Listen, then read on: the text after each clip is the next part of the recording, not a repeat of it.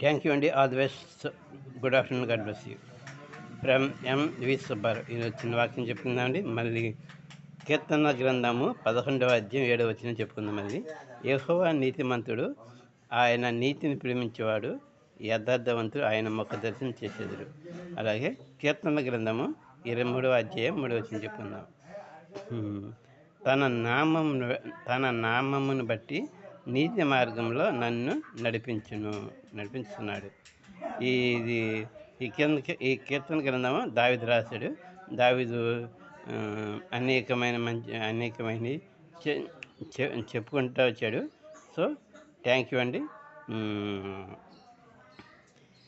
అదే శత్రువు ఎదుట భోజనం పెట్టును, నా తల నూనె తంటి ఉన్నావు, నా గిన్నె పొంగి పొలుచున్నది అని యెహోవా చెప్తున్నాడు.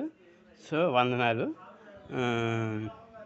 పచ్చికల చోట్ల ఆయన పరుండు చేస్తున్నాడు, శాంతికరమైన జలములలో నన్ను నడిపిస్తున్నాడని దావీదు యెహోవాతో మొరపెడుతున్నాడు. సో వందనాలండి. యెహోవా నీతిమంతుడు, ఆయన నీతిని ప్రేమించేవాడు, ఆయన యథార్థవంతుడు, ఆయన ముఖ దర్శనం చేసేది. అంటే మనం నీతి మార్గం నడవాలన్నా ఆయన చిత్తమే జరగాలి. ఆయన చిత్తానుసారం నడుచుకుందాం, ఆయన మార్గంగా నడుచుకుందాం.